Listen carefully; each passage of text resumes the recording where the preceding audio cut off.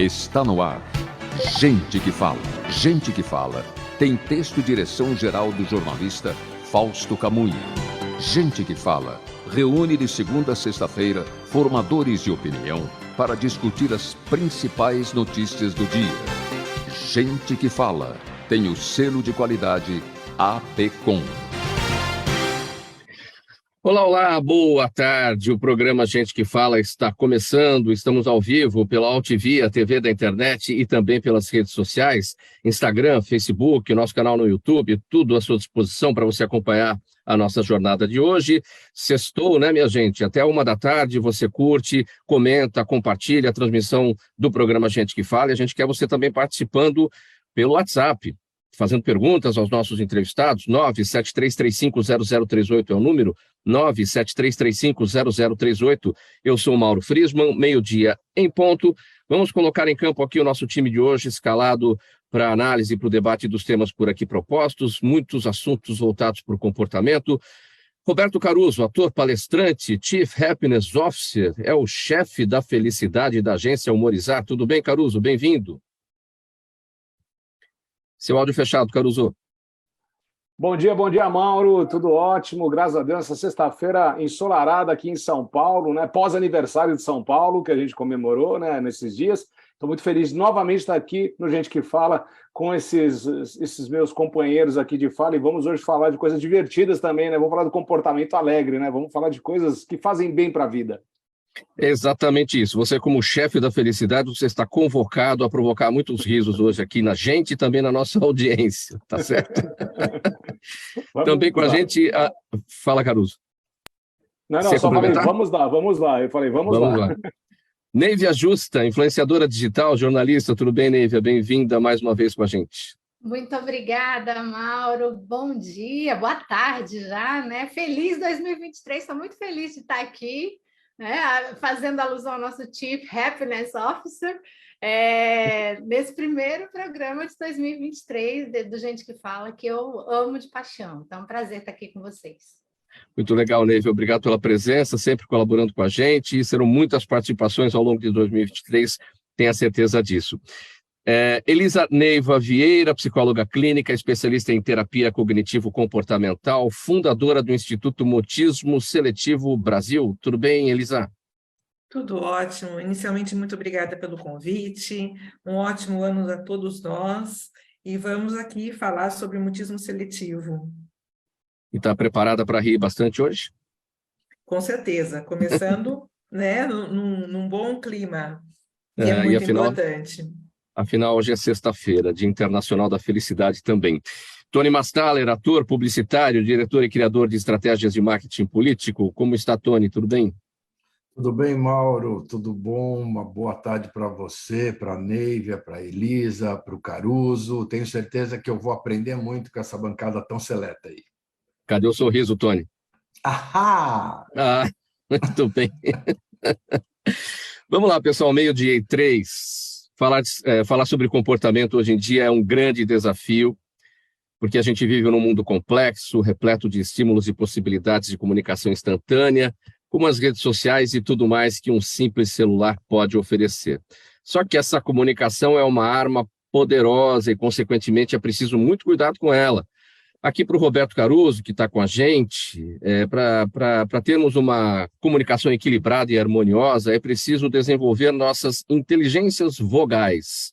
São elas: artística, emocional, instintiva, orientadora e unificadora. Como é que é isso, Caruso? Primeiramente, como é que a gente está se comportando no mundo atual e como é que o simples mortal desenvolve essas inteligências vogais?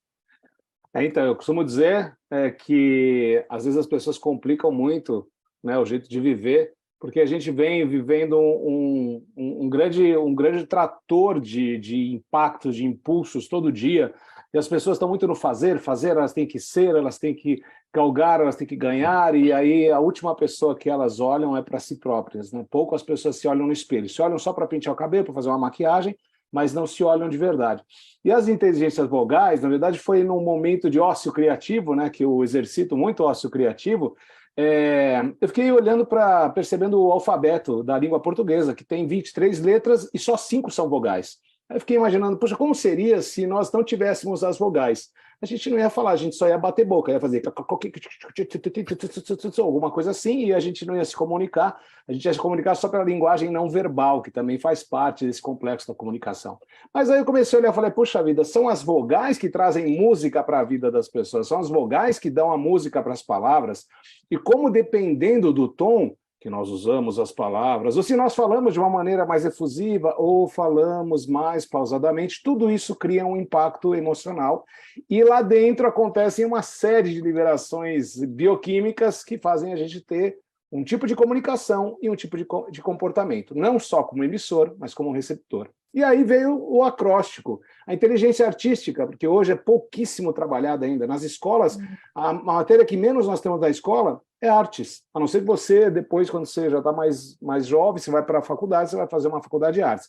Fora isso, geralmente tem uma aula por semana de artes. E artes, quando eu falo, compreende desenho, compreende expressão corporal, teatro, música e etc.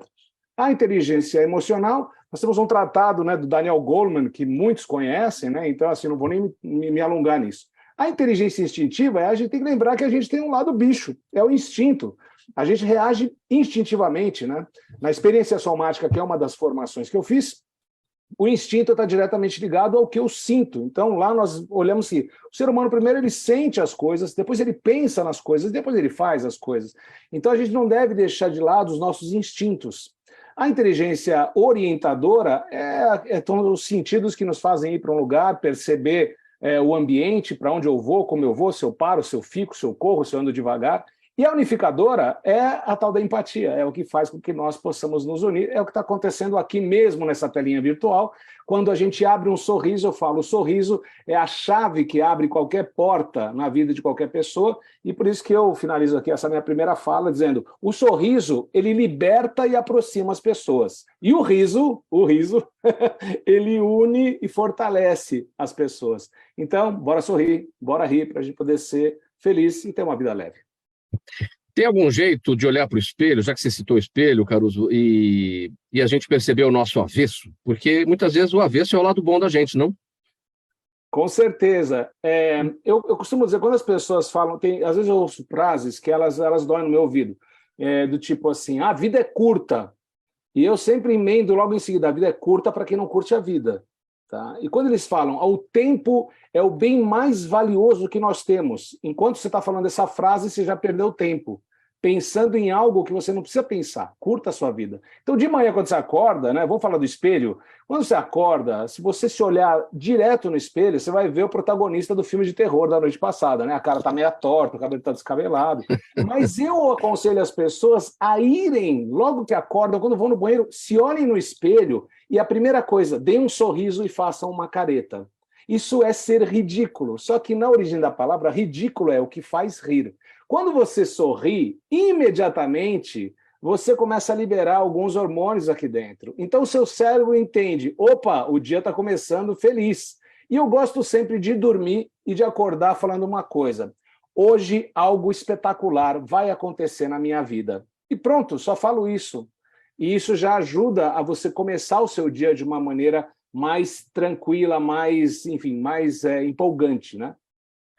As redes sociais ajudam nessas tarefas ou atrapalham? Então, aquele velho ditado, sabendo usar, não vai faltar. As redes sociais, elas se tornaram, eu falo que o celular, ele é um umbigo eletrônico, né? Você acorda e você não olha nem para sua esposa, nem para o seu marido. Às vezes, a primeira coisa que você faz é olhar para o celular, né? Eu digo que até o sistema gastrointestinal recebe muito impacto, que a pessoa já vai para o banheiro e ela leva o celular com ela, então, assim, ela já vai se alimentando e colocando para fora algumas coisas, né? Só que, assim, eu digo o seguinte, hoje a gente não tem mais espaços. Então, a rede social, qual é que ela fez? Ela ocupou um espaço que antes existia. Eu estava no ponto de ônibus e eu não tinha celular, eu só tinha um orelhão na rua.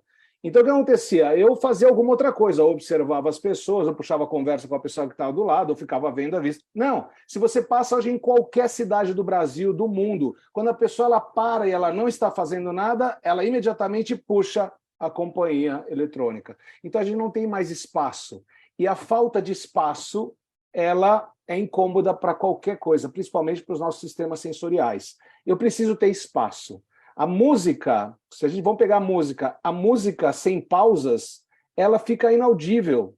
Eu preciso ter pausas, eu preciso ter uma onda, né, que possa me dar respiração. É só lembrar do coração. O coração contrai e expande. Contrai e expande. Enquanto eu faço isso, existe um microespaço entre o contrair e o expandir. Então, a minha proposta sempre é: abre espaço, né, para você. É isso. Neve ajusta o celular como movimentador aí da parte gastrointestinal, mas vamos pensar o seguinte aqui também. A gente nasce preso ao cordão umbilical e passa a vida agora preso ao cordão do celular, né, para carregar, porque se ficar sem carga, a gente está perdido na vida, né? É muito curioso isso, Mauro, porque nós fazemos parte, todos nós 5 aqui, fazemos parte da geração X, provavelmente, e nós não nascemos digitais, nós passamos pela transformação digital. Então, hoje quando eu conto para as minhas filhas, que são adolescentes, né? Naquela época não tinha telefone, celular, não tinha. Elas olham para mim como se fosse um ET, né? Como assim? Como era possível você viver sem um celular? E era Mas a gente possível. também se pergunta isso, né? E era possível a gente viver sem um celular. Era possível a gente morar em outro país sem um celular. A gente conseguia se comunicar. A gente tinha mais... eu acho até que essa sensação de aceleração do tempo, ela vem muito disso. O tempo passava mais devagar, porque a gente não estava conectado o tempo todo no mundo globalizado. Então, as coisas eram mais tranquilas. Eu tenho feito um exercício há alguns anos de detox digital. Então, por exemplo, eu me coloquei a regra que no fim de semana eu não olho para as redes sociais. Eu vou ler um livro, eu vou ouvir uma música, eu vou caminhar no parque, ou eu vou ficar sem fazer nada, né? Olhando para o teto. Eu me coloco, e tem uma história que eu me divirto muito quando eu lembro dessa história. Eu gosto muito de observar, sempre gostei de observar gente. Então, se eu vou tomar um café com um amigo, com uma amiga, eu sento no café enquanto a pessoa não chega, eu não fico no celular, eu fico olhando o comportamento das outras pessoas nas mesas. E o povo me olha como se eu fosse fazer mal para eles, né? Tem a história que eu me divirto, essa que diz assim: chegam 2 pessoas para tomar um café e tem um sujeito no café sentado lendo um livro, sozinho. E aí elas dizem uma para outra assim: parece um psicopata. Olha ali, ele está sozinho, lendo um livro, ele não tem celular. Então, assim, a gente tem que prestar atenção nessas coisas, né? De ter as pausas, de estar, que é o que eu sempre falo muito, da presença. A gente tem que estar presente no presente. E isso faz toda a diferença. Elisa, quais são os cuidados que a gente tem que ter, nós, da geração X, em relação aos da geração Y, não, da geração Z, com relação ao poderio dessa arma chamada celular? Realmente, você disse a palavra certa. Eu considero como uma arma, né? Os cuidados agora que nós temos que ter, eu acredito que é ir voltando atrás, né? Nós temos que dar passos atrás, porque existe hoje um vício universal, né? Nós acordamos, o que nós primeiro pegamos é o celular. A última coisa que nós colocamos à mão quando nós dormimos é o celular. Se você programa o teu celular para ele despertar de tal maneira, ele vai despertar conversando com você, inclusive, né? Então, assim, você está ficando cada vez mais longe do que nós chamamos do mundo real, né? A gente está ficando cada vez, a nossa memória está ficando prejudicada, né? Então, como a Nívia falava, se nós temos condições, né, se nós conseguimos ir contra essa carga tão grande, né, que acaba nos sugando, o ideal é se colocar mesmo, se vigiar, né, longe das mídias sociais, né, longe de tudo que a gente possa ter de tecnologia. Acredito que muito disso potencializou, nós andamos muito aqui no Brasil em termos de tecnologia e tudo mais com a pandemia. né? Então, o celular na pandemia ele acabou sendo um grande aliado, um grande amigo, né? Porque a gente precisava de contato. Então, não foi de todo ruim. Aqui, o Sim. Zoom, para a gente não tinha essa frequência de uso, né? Mas passamos a ter, de um momento para o outro, nós foi super necessário que tivéssemos sido criativos e todos passamos para cá. Então, isso traz um esgotamento muito intenso para os adolescentes, para as crianças e para os adultos, obviamente, e para os idosos também. Né? Então, o máximo que a gente puder ficar longe, né? Tentar encontrar outras alternativas, né? De se ligar no mundo. A gente está desligado, a gente está desconectado do mundo real. Né? A gente está realmente desconectado. O que está acontecendo com uma amiga, eu sei pela mídia social, mas eu sei a verdade. Né? Porque tem o Sim. lado negro da mídia social também, né? O que a gente fala, aquilo que a gente vende do bonito, do ideal, do corpo ideal, da vida ideal, né? Então, todo mundo quer essa felicidade, né? Fake. A falta de individualidade, gente, isso é muito importante, a gente ter a nossa individualidade.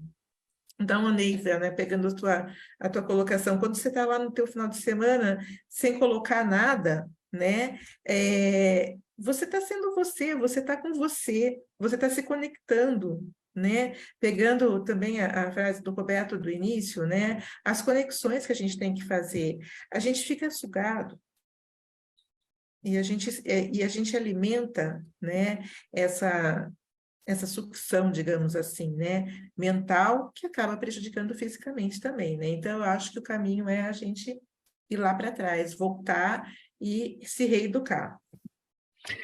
Tony Mastaler, essa desconexão relatada aqui, apontada pela Elisa, porque as pessoas olham as redes sociais e todo mundo coloca nas redes sociais aquilo que deu certo, aquilo que é bonito, aquilo que é bacana, aquilo que é legal, não tem nada errado, não tem nada triste, não tem nada ruim.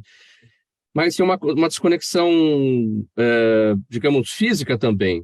Quanta gente atravessando a rua com fones de ouvido, sem olhar para onde anda e correndo o risco até de ser atropelado, porque não houve uma buzina, né? Som alto, prejudicando a audição. Quanta gente olhando para o celular o dia inteiro, esquecendo de olhar para o horizonte, para ver lá na frente o que está acontecendo, do ponto de vista de ver o horizonte e do ponto de vista de antever as coisas também, né?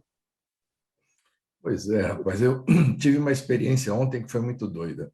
Meu celular, muita correria, essa coisa do ritmo que os colegas falaram aí, e ele tem um sistema que ele pede uma senha para o PIN, para o cartão SIM, quer dizer, SIM. E aí ele bloqueou. Rapaz, a operadora não atende por telefone para você desbloquear. Aí a operadora mandou eu ir para um shopping, eu fui para o primeiro, não tinha a loja da operadora. Aí eu fui para o segundo, tinha a loja da operadora, mas me informam que precisava ser uma loja própria da operadora e não terceirizado. Aí eu fui ao terceiro shopping, aí falaram para mim, o senhor tem que comprar um novo cartão. Eu falei, pelo amor de Deus, me dê um cartão novo. Né? Resultado disso é que eu fiquei sem celular ativo praticamente o dia inteiro ontem. Hoje de manhã, já tudo funcionando, me deu uma vontade tão louca de dar uma bloqueada de novo no SIM, sabe? Porque, assim, nossa, aquilo não parava, juntou o de ontem, tudo. Eu falei, gente do céu, O sim quase virou não, né? Não! Exato, exatamente. E aí você descobre que tem um outro número que é um tal de PUC, P-U-K. Eu falei, olha, muito prazer, PUC. Ele falou para mim, eu sempre estive aqui ao seu lado, mas você não me respeitava, então eu tive que mostrar a minha importância.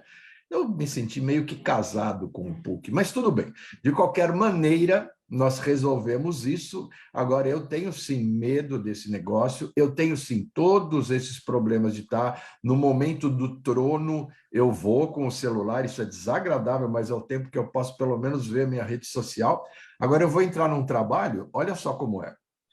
Eu vou entrar num trabalho agora no próximo mês, que envolve redes sociais um pouco mais fortemente.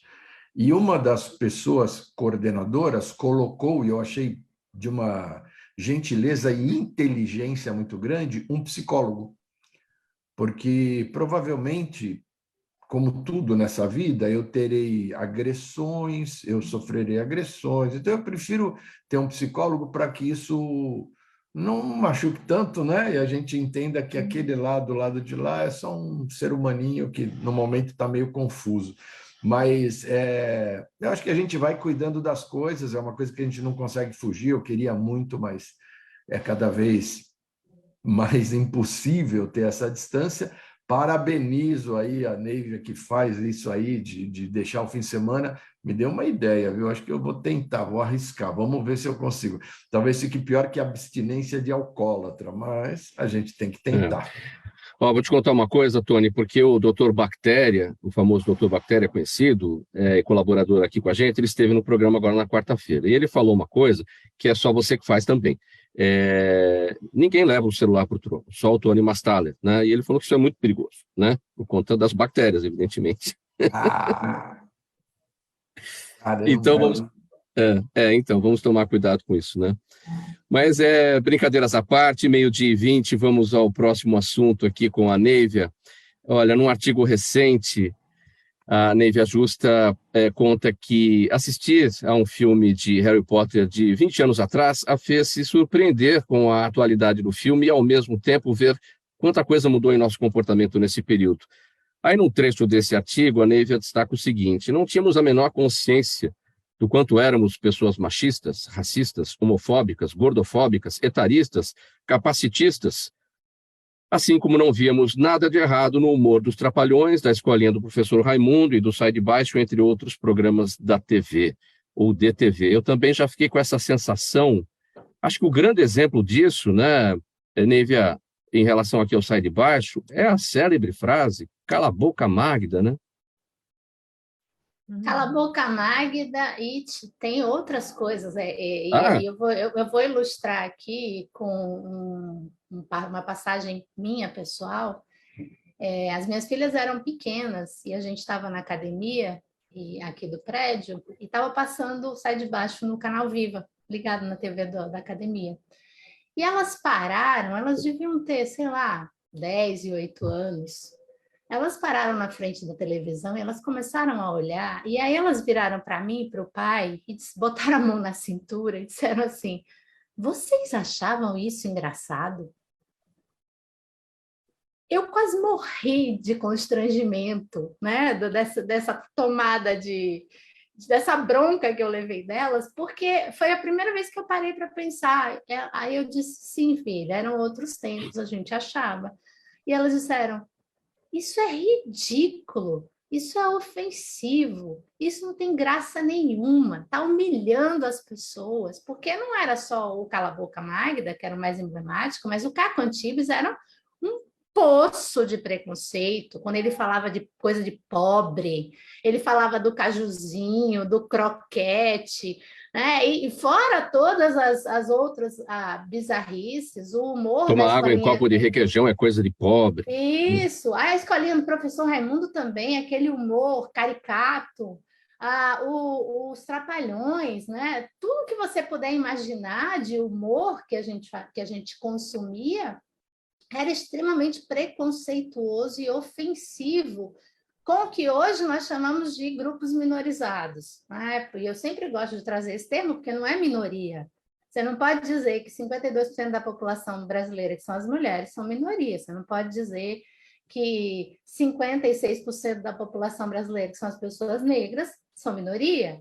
E você não pode dizer que 45 milhões de pessoas com deficiência é minoria. Ou que os pobres são minoria. Exatamente. Você não pode dizer que 33 milhões de pessoas que hoje voltaram para o mapa da fome estão em segurança alimentar nesse país, infelizmente, que fazem parte de uma minoria. Então, são grupos minorizados. Então, o nosso humor, só para trazer esse ponto, era um humor extremamente ofensivo. Era um humor de homem branco, meninos brancos aqui da nossa bancada, mas era um humor da classe dominante nas posições de poder, né? Homens brancos de elite, heterossexuais, cisgêneros, sem deficiência. Era isso. E a gente ria, porque nós crescemos nesse país preconceituoso, nós aprendemos, o preconceito ele é aprendido, A gente não nasce com preconceito, a gente aprende dentro de casa, a gente aprende na escola, a gente aprende no trabalho, a gente aprende na igreja, a gente aprende no bairro, na comunidade, a gente aprende. E a gente reproduz. E reproduz. O Roberto trouxe, né, nossa inteligência instintiva, a gente reproduz de maneira inconsciente. Uma primeira coisa que eu acho que foi um ganho nesses últimos 20 anos, e eu diria mais intensamente nos últimos 10 anos, quando a gente começou a falar de inclusão de toda a diversidade humana, todas as diversidades humanas, em todos os nossos ambientes, é que a gente começou a trazer para a consciência. Claro que tem muito negacionismo ainda, mas a gente começa a ter essa consciência. Bom, eu destaquei aqui na abertura, na leitura da nossa nota, que você assistiu a um filme de Harry Potter de 20 anos atrás e aí você identificou tudo isso. Qual foi o episódio? Foi Harry Potter e a Câmara Secreta, que foi relançado no ano passado, né? Porque ele fez 20 anos e eles estão fazendo isso. Esse é o segundo. Cada filme que completa 20 anos, eles relançam. O próximo vai ser só no ano que vem, só em 2024. E eu nem sou muito fã de Harry Potter, mas a minha filha caçula é alucinada por Harry Potter. Então, eu fui a pedido dela, fomos em família. E eu fiquei muito impressionada. Eu não lembrava, já tinha assistido o filme, fiquei muito impressionada com a atualidade do filme. Parece que foi um filme feito ontem, né, ano passado. Então, a gente tinha muita tecnologia já há 20 anos, ele não caducou, ele não ficou datado. E, ao mesmo tempo, é o que você trouxe, me fez refletir sobre muitas coisas. Há 20 anos eu não era mãe. Há 20 anos, por outro lado, há 20 anos o Lula estava assumindo primeiro mandato dele, e aí a gente está agora ele no terceiro mandato. Uma outra coisa que eu também ilustro no artigo, há 20 anos a Cláudia Raia estava grávida da segunda filha, eu estava grávida também da minha primeira filha, e ela está grávida hoje do terceiro filho com 56 anos. Sim. Então, olha a quantidade de evolução comportamental e evolução da saúde também, e quanta quebra de preconceito, quanta quebra de paradigma. Sim. Caruso, você tem algum personagem preconceituoso que você interpretou? Está fechado, Caruso. Eu fecho para não atrapalhar. Assim, não eu fecho para não atrapalhar. Olha, foi a frase mais dita nos últimos anos aí por conta da pandemia, é justamente essa: seu áudio está fechado. E segue sendo assim. Então, eu concordo aí com essa visão. Quer dizer, eu acho que ficou um pouco chato, mas assim, eu não posso também deixar de olhar para as pessoas que se sensibilizaram, como a Nívia falou muito bem a respeito de como os filhos, né, reagem, né? Eu tenho uma filha de 14 anos, então para ela o humor é diferente. O fato é que assim, esse volume de opiniões e de crenças, eles acabam se transformando às vezes em reações emocionais que entram em conflito, né? Então, nos personagens, a minha escola, quer dizer, a minha referência do trabalho que eu faço, quando eu me transformo, eu chamo de entidades da alegria, né? Não é um terreiro, mas são entidades da alegria. A minha grande escola foi o Chico Anísio. E o Chico Anísio, eu já pesquisei no mundo inteiro, do que eu já pesquisei, desde a comédia dell'arte, desde da sátira romana, né? Eu não conheci, não achei outro ator que tivesse tantas facetas e transformações como Chico Anísio.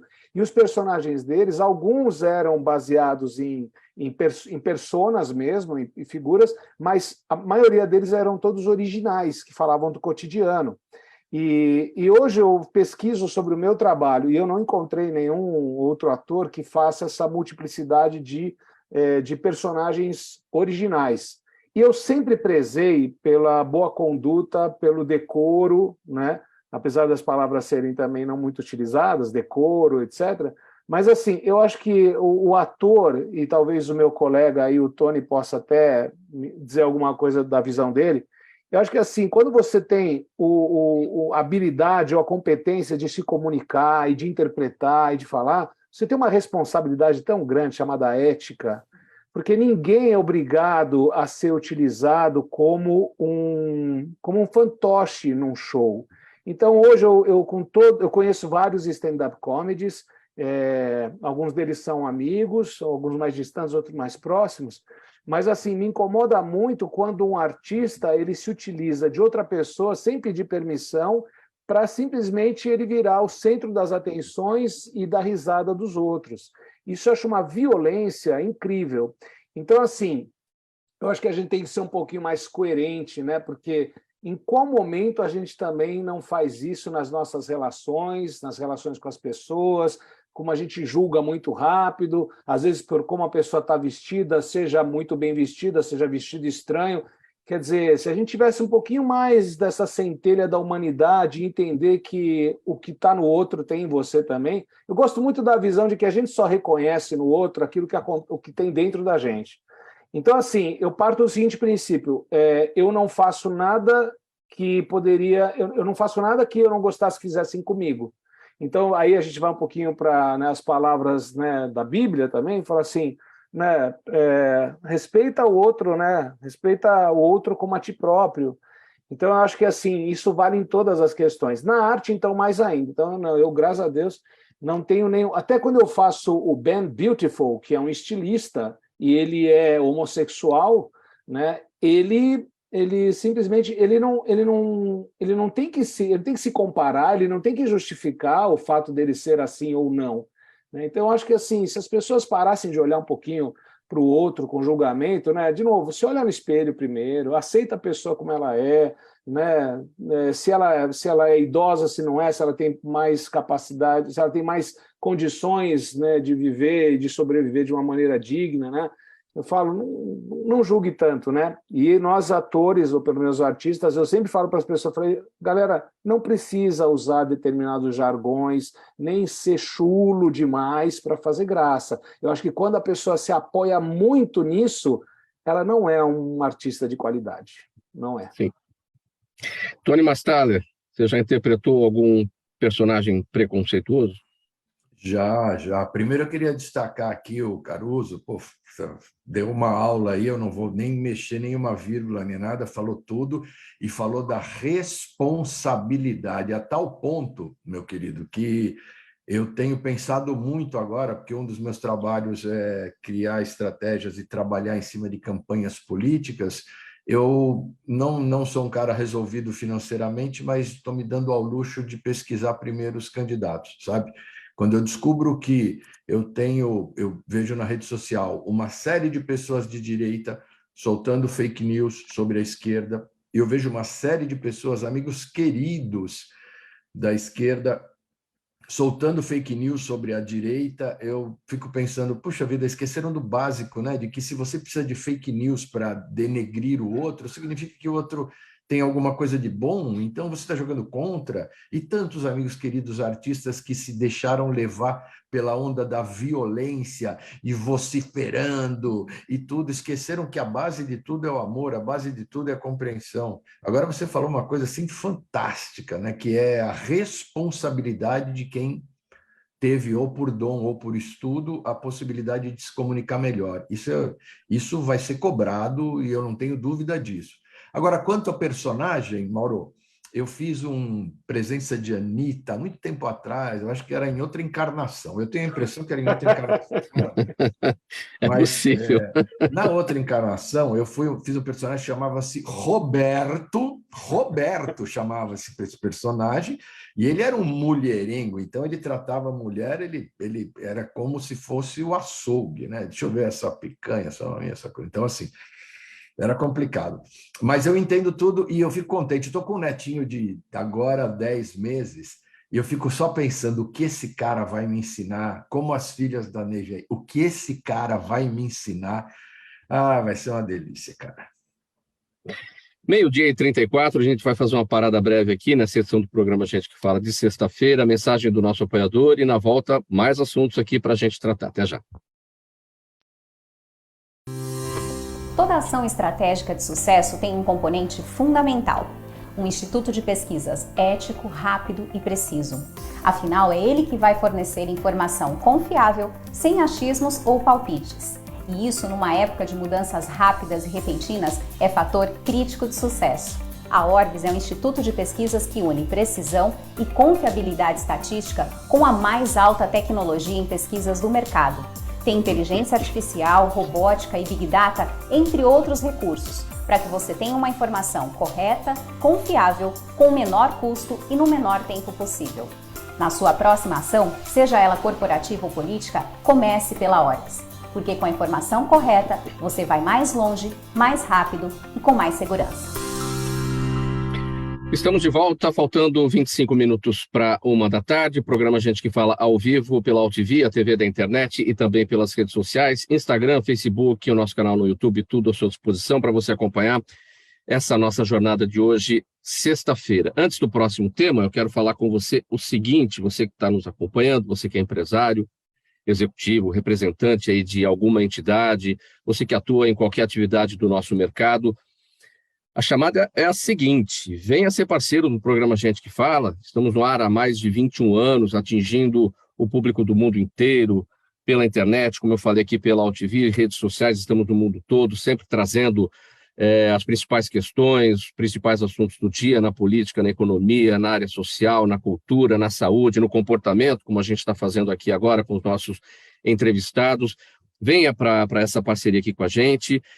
Por exemplo, um dos nossos parceiros, o Instituto Orbis de Pesquisa, você acabou de acompanhar aqui no nosso intervalo, temos o movimento do Ministério Público Democrático também, temos a Câmara Brasileira de Diagnóstico Laboratorial, outro parceiro também, o Escritório Nasser Rajab Advogados Associados. Olha quanta gente bacana, quanta gente expondo a sua marca aqui com a gente no programa Gente que Fala. Então, faça contato 5052-5555 e conheça todas as possibilidades dessa parceria aqui com a gente.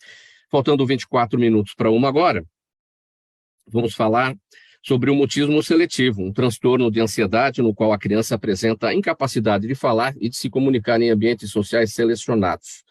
Ele se desenvolve principalmente entre crianças de 3 a 5 anos, mas pode persistir até a idade adulta. As análises de casos sugerem que essas crianças querem, mas não conseguem falar. E em alguns cenários, como festas, encontros familiares e a escola, esses cenários são considerados extremamente amedrontadores. E, com isso, o período de volta às aulas exige uma atenção toda especial sobre o tema. Elisa, os professores estão preparados para perceber esses alunos que têm um mutismo seletivo? Seu áudio fechado. Estou falando, essa é a frase mais repetida de todos os tempos. Atualmente, de 5 anos mais ou menos para cá, nós começamos a ter um movimento mais forte em relação ao mutismo seletivo. O meu trabalho com mutismo seletivo ele tem 26 anos, mais de 26 anos talvez, e é absolutamente desconhecido, né? Não sei quantos de nós aqui já ouviu falar do mutismo seletivo, né? Ai, que bom, que bom. Então, é absolutamente desconhecido. Então, para que os professores tenham um preparo para que a escola possa receber esse aluno, tem que ter todo um trabalho sendo feito com esse professor. Primeiramente, é levar o conhecimento do que é o mutismo seletivo, um transtorno de ansiedade que tem comorbidades associadas e que não é, como falávamos no bloco anterior, a criança que o gato comeu a língua, né? Não é o mudinho. É a criança que sofre bullying. Então, tudo isso agora, nesse momento, de volta às aulas, é extremamente importante. Preparar os professores, os coordenadores, os pais precisam ser preparados, a classe que vai receber essa criança, né? A criança precisa estar indo para essa escola com antecedência, trabalhando previsibilidade, né? Então, são muitas as questões que abarcam o mutismo seletivo, para que nós possamos cada vez diminuir mais o nível de ansiedade da criança, fazendo com que ela possa chegar à comunicação verbal, né? Porque no ambiente escolar é aonde 98% dos casos de mutismo seletivo se manifestam, né? Em casa, essa criança é absolutamente falante, sendo que ela pode deixar de falar com a mãe, pode deixar de falar com o pai, frequentemente deixa de falar com alguns familiares que são mais distantes, né? Em ambientes sociais, ela também apresenta recusa da fala, ou não apresenta, ou fala baixinho, enfim, são várias as apresentações, mas esse momento agora, o foco que nós precisamos ter, né, todos os profissionais que têm expertise, que trabalham com mutismo seletivo, nesse momento estar junto com as escolas e com os professores recebendo essa criança, preparando, digamos assim, as acomodações necessárias para que essas crianças cheguem num ambiente adequado e se desenvolvam bem. Como diferenciar o mutismo seletivo da timidez? Sim, a criança tímida, ela é uma criança que ela se comunica verbalmente, né? Ela seleciona um pouco mais, é uma característica dela, de personalidade dela, né? A criança com mutismo seletivo também tem uma característica de personalidade mais contida, mais retraída. Só que a criança com mutismo seletivo é uma criança que realmente não se comunica, né? Ela chega na escola, se ela fica 4 horas, 6 horas ou 8 horas, ela não vai falar, né?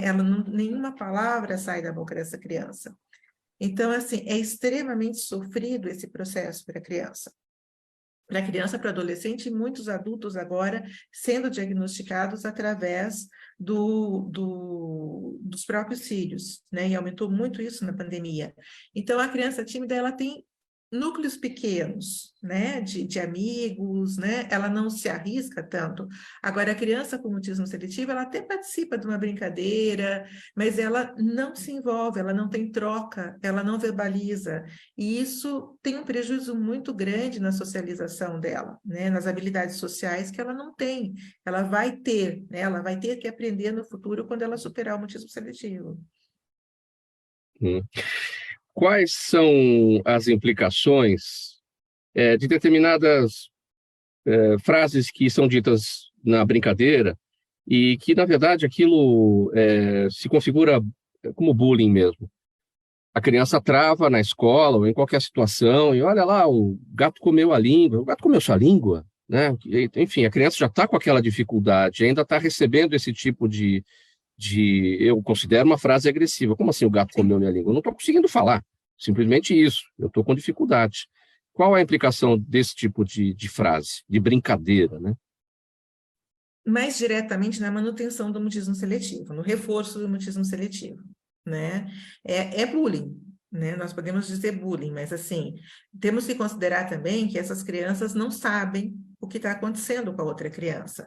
Então, por isso que é importante nós trabalharmos toda uma escola, toda uma classe, né? E a implicação é que o mutismo seletivo vá persistir talvez por mais tempo, que a criança vá ter mais dificuldade de se comunicar, que a criança possa se tornar uma criança mais depressiva, né, como uma das comorbidades do mutismo seletivo. Então, são várias as implicações, são implicações negativas no comportamento da criança, principalmente no que tange à superação do mutismo seletivo. Eu tenho um exemplo próprio, Elisa. Eu me lembro, acho que na 6ª série, se não me engano, na 5ª ou na 6ª série, numa aula de inglês, tinha uma dinâmica de grupo para fazer lá na sala e estava tudo já combinado, a professora já tinha avisado que isso ia acontecer. E aí ela me chamou ali, eu fui o primeiro, ela me chamou ali, eu absolutamente travei, deu um branco ali, não sabia mais o que eu ia dizer, não sabia mais o que eu tinha estudado, o que eu tinha entendido lá, deu aquele branco. Estou entendendo que isso possa ter sido mutismo seletivo. Ela falou assim, volta para sua carteira e afunda na 6ª série. Ela falou exatamente isso. Foi na 6ª série, que eu lembrei a frase agora que ela disse. Isso é como dizer o gato comer a sua língua. Sim, mas não é uma manifestação clássica do mutismo seletivo. Você teve um branco, porque você entrou num estado de ansiedade muito alto, né? Isso é natural. A escola, para a gente, ela tem uma representação, assim, ainda mais para mim, né? Talvez, lá atrás, né? 45 anos atrás, é uma exigência muito forte. Você tem que mostrar aquilo que você sabe, né? Você tem que se fazer entender. Enfim, as cobranças eram muito maiores do que são hoje em dia, né? Então, esse foi um branco, foi um lapso, a sua ansiedade ficou muito alta, o seu corpo reagiu e você não conseguiu, né? Você não conseguiu fazer, você não conseguiu verbalizar, e hoje você é um comunicador, você está aqui, né, maravilhosamente falando.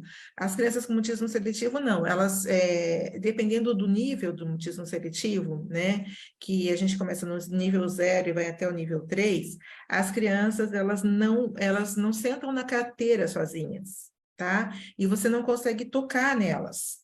Se você tocar nelas, a gente chama de frozen, né? Elas estão congeladas, você não consegue tirá-la do lugar. Então, nessa sala aqui, por exemplo, já houveram casos de crianças entrarem e ficarem 45 minutos, 50 minutos em pé. Né? Então, elas podem fazer xixi, elas podem fazer cocô, elas não pedem para ir ao banheiro, elas não pedem para beber água. Então, são casos muito mais graves. A apresentação do mutismo seletivo é essa, né? Você realmente não verbaliza, você pode ter um acidente, como foi o caso de um paciente. Você sofre um acidente, a família sofreu um acidente, e veio o SAMU, né, veio socorrer, e passaram por ele realmente estava bem machucado, tá? Ele tinha feito alguns machucados na cabeça, mas ainda não era perceptível, né? O sangue não tinha descido. Então, como ele não falou, eles não conseguiram identificar que ele estava machucado e passaram por ele. Né, acharam que ele tinha sofrido ali um transtorno de estresse, né, do pós-trauma, do acidente. E não, na realidade era mutismo seletivo. Esse menino estava num sol de 40 graus, descalço, com o pé, e ele não conseguia dizer da dor dele. Sim. Da dor do acidente, da dor de colocar o pé no chão, né? Então, é muito incapacitante. Sim. Você é fundadora do Instituto Mutismo Seletivo Brasil. Como é que o Instituto ajuda essas pessoas? O Instituto, ele não é uma ONG, né? Ele não funciona como uma ONG, é um plano de atendimento para pais, né? Então, o que a gente vê no mutismo seletivo, né? Os treinamentos todos que eu tive, que eu fiz fora do país, a tríade, família, criança, escola, quarteto, né? E terapeuta. Então, assim, eu sou o suporte, eu fico abarcando tudo isso e tentando mexer em todas essas configurações para que elas funcionem da melhor maneira possível, numa engrenagem bem feita mesmo, para que as crianças possam ser bem atendidas e terem êxito. Então, a gente trabalha aqui no Instituto, hoje, eu como psicóloga, com outras psicólogas colaboradoras e estagiários, com a intervenção individual, a intervenção de pais, a intervenção escolar e a grupal também, que tem um resultado fantástico. 12h47 agora, a gente vai para o próximo tema, nessa edição do programa Gente que Fala, com o Tony Mastaller. Olha, Tony, em 2004, Gloria Mark, professora de informática da Universidade da Califórnia, observou seus profissionais num dia típico no escritório. Usando um cronômetro, ela anotou todas as vezes que eles trocaram de tarefa no computador, passando de uma planilha para um e-mail, para uma página da web, para outra página e de volta à planilha. Ela viu que eles demoravam, em média, 2,5 minutos em uma tarefa antes de trocar.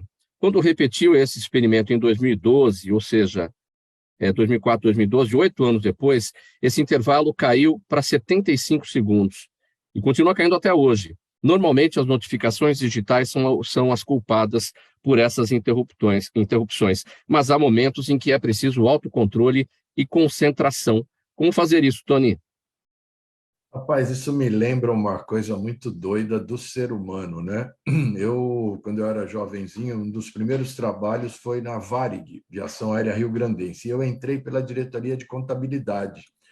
Então, eles tinham uma máquina de calcular e eu tinha que checar as receitas da Varig, eu e mais um grupo de trabalho, lógico. Rapaz, uns 8, 10 meses depois, eu já calculava sem olhar para a máquina e eu tinha que parar de calcular porque o buffer da máquina não me acompanhava. Ele ficava processando até parar o que eu fazia. Aí eu fiquei olhando e falei, cara, eu devo ter algum problema. Mas não, eu e a nossa classe de raça humana, ela tem esse tipo de coisa, que ela vai se aperfeiçoando, né? Agora, esse negócio é um pouco assustador ao mesmo tempo, não é, Mauro? Porque assim, você vai olhando e falando assim, tá bom, mas para onde nós caminhamos nesse desenho? Para onde, o que a gente está se tornando? Que tipo de ser ou ferramenta? O que está acontecendo com a nossa cabeça? O que está acontecendo com a nossa capacidade, né? Eu não sei, eu estou meio assustado, principalmente quando eu vejo meu netinho mexer no celular da minha mulher e ele já com 10 meses já sabe discorrer as mensagens. Pô, vamos devagar aí, vamos voltar para ser caipira, né? Esse é o foco que eu tenho em cima disso aí. Eu ainda estou impactado com o que falou a colega, a Elisa, sobre mutismo. Cara, eu fiquei impressionado, eu não conhecia a profundidade disso.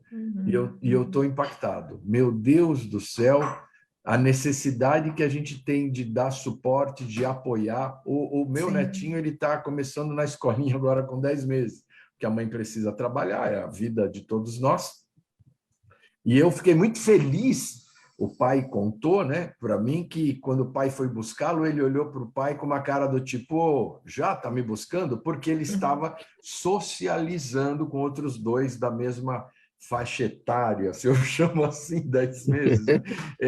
E aí, eu no fundo fiquei contente, porque a gente sabe que uma palavra, uma coisa, um gesto, alguma coisa pode criar um dano tão grande. Aí eu faço um gancho de novo na conversa do Caruso, da responsabilidade da comunicação. Meu Deus do céu, né? A gente tem hoje um panorama de mundo que eu tenho duas opções. Eu tenho amigos da nossa faixa etária, e aí eu digo para eles, falo, rapaz, vamos parar com isso. Não, é difícil. Aqui entre nós podemos falar, nós e a nossa audiência, mas podemos falar, é o seguinte, nós somos criados de uma outra maneira. Então, por exemplo, na minha época de 6, 7, 8 anos de idade, falasse que o cara era bicha, meu Deus do céu, a vida dele estava destruída, da família estava destruída, não sei o que, papapá. Hoje em dia, pessoas queridíssimas minhas, familiares, amores que eu tenho na minha vida, têm uma opção diferente da minha, são homossexuais, e hoje em dia convivem. Eu percebo amigos que não conseguem, e eu digo para eles, mude. Como é que eu mudo? Não me interessa, se vira, você é adulto, você vai afastar as pessoas que você ama, você vai afastar os queridos por ignorância sua. Não, mas, não era assim. Sim, mas mudou, simples assim, bem-vindo, o planeta muda, as árvores crescem, algumas caem, às vezes rio seca, outros... Cara, desculpa, vai te achar, ou vai procurar um médico. Não é? Porque se você não consegue, o médico vai te ajudar. Ô, Neivia, você destacou lá no começo do programa que no final de semana você desliga o celular e procura se manter aí distante das redes sociais. Agora, quando na semana, né, você não faz isso, acredito que não, como é que você se controla em relação às notificações digitais? Quando toca aquele sinalzinho de que chegou uma mensagem no WhatsApp, quando você imagina que tem lá alguma curtida no seu Instagram, no seu Facebook, como é que você se controla para não ficar correndo muito atrás disso? Eu criei uma rotina, Mauro, para poder não ficar refém disso. A primeira coisa, eu silencio o meu celular, eu silencio o meu computador, porque eu tenho tudo funcionando no computador, né? E eu sei exatamente durante o meu dia quem são as pessoas que eu preciso falar. Se elas entrarem, se entrar alguma mensagem delas, eu preciso falar com elas. Grupos de WhatsApp, eu olho uma vez por semana, no sábado, e eu aviso para as pessoas, olha, se vocês querem falar comigo, vocês me mandem uma mensagem privada ou vocês me liguem, porque eu não vou responder no grupo. Eu não tenho tempo para ficar olhando os 50 grupos que eu faço parte, tá? E qual é a minha rotina? Eu olho as minhas redes sociais e os meus e-mails quando eu começo a trabalhar, entre 8h30 e 9 horas da manhã. Depois eu olho de novo, depois do almoço, quando eu retomo, né, o expediente, e eu olho à noite, antes de desligar o computador, antes de desligar o celular. E eu coloco o meu telefone em modo avião, quando eu estou trabalhando, para que ele não toque. E eu aviso as pessoas, eu falo, não adianta você mandar mensagem no WhatsApp e achar que eu vou te responder de novo. Se precisar, você sabe como me achar, mas não, se eu estiver em reunião, eu coloco em modo avião, porque eu acho desrespeitoso você estar numa reunião com um monte de gente e você vê as pessoas respondendo mensagem de WhatsApp. Eu acho uma falta de respeito, de novo, volta para a presença, né? E uma coisa que eu aprendo todos os dias aqui com meu marido, teu marido engenheiro, super focado, meu marido a vida inteira, ele diz, ele só começa uma nova tarefa quando ele termina a anterior. E eu no começo achava, Senão o prédio cai, né? Tinha a ilusão de que eu era multitarefa. Gente, isso é uma ilusão. Quem é multitarefa não faz nada direito. Então, eu tenho me disciplinado cada vez mais para fazer. Terminei, por mais tentador que seja, não. Vou terminar isso aqui. Estou escrevendo um artigo, vou terminar o artigo, depois eu vou fazer outra coisa. É difícil? Com esse monte de estímulo que a gente tem, é dificílimo, mas é possível. E aí, Mauro, eu queria só trazer um ponto para a questão do mutismo, que eu tenho um exemplo rapidinho, que acho que é importante até para o Tony pensar no neto dele também. A minha filha caçula, quando ela entrou, as minhas duas filhas começaram a falar muito cedo. E tagarelas, meninas tagarelas. Quando a minha caçula entrou no colégio, ela entrou numa escola bilíngue brasileira, de ensino infantil, e, assim como a mais velha. E ela foi exposta pela primeira vez a uma convivência onde só se falava inglês, porque essa era a proposta. E a necessidade da presença, da observação, da atenção, né? E para mim, estava tudo certo. Até que um dia, quando eu fui levá-la na escola, quando a gente desceu na porta da escola, ela vomitou, né? Ela não queria de jeito nenhum entrar na escola. Eu entrei com ela, dei banho, tal, troquei a roupa, sentei com ela, né, na altura dela e conversei com ela. Mas eu comecei a ficar atenta, eu falei, por que essa menina está resistindo a ir para a escola, se ela, né, não tinha nenhum relato? Até que um dia a professora me chama e diz assim, Neívia, a Júlia tem algum problema de fala? E eu disse, não. Ela disse, porque ela fica muda o dia inteiro. A escola ia até a hora do almoço, né? Então eu chegava cedinho e ficava até a hora do almoço. Ela não abre a boca. E eu estava para te perguntar se ela tinha algum problema de fala, porque aqui na escola ela não fala nada. E aí eu fui entender o perfil da minha filha. Ela é extremamente controladora, e ela estava ali num ambiente desconhecido, que ela precisava mapear primeiro, ela precisava se sentir segura para começar a falar.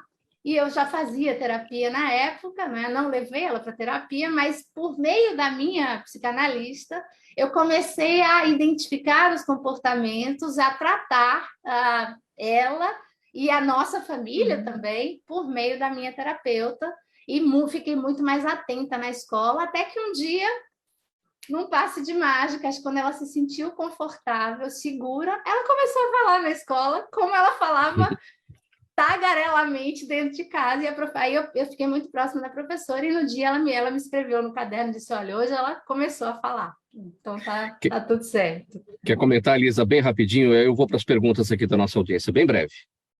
Que bom, né? Que bom pode, não sei se você teve diagnóstico de mutismo seletivo, não, né? Mas não. Mas é precipitado falar, mas que bom que ela conseguiu superar, né? E assim, eu queria dizer para você e para todos que eu estou assim, imensamente feliz de poder estar aqui com vocês e trazer o mutismo seletivo, porque assim, vamos todos propagar, né, essa informação e levar adiante pessoas como vocês, assim. Então, é extremamente importante para a gente romper o silêncio, para a gente quebrar esse silêncio que aprisiona a voz, que aprisiona as crianças, que aprisiona as famílias, enfim. É muito triste viver no silêncio, né? Gente, eu tenho 2 minutos para 4 perguntas aqui, uma para cada um. A Elisa está falando, então eu vou com você. É o Jaime do Jardim Bonfilholi. Obrigado, Jaime, aqui pela pergunta. Ele quer saber o seguinte: a expansão do uso da internet já estaria gerando muitos solitários virtuais, interferindo nas relações interpessoais? Ela agrava problemas como o mutismo seletivo? Bem breve, Elisa. Sim. Você passa a viver, vamos considerar num caso mais sério, a viver em contato, o teu vínculo é através do computador, né? Então, as crianças com mutismo seletivo, tendenciosamente, elas podem até falar via online, facilitou isso, mas elas ficam, a gente tem que estender para o mundo lá fora. Pode prejudicar, mas por outro lado também pode ajudar bastante. Sim. Meu caro Roberto Caruso, Rodrigo Monteiro no Facebook pergunta por onde anda a doutora Vavá.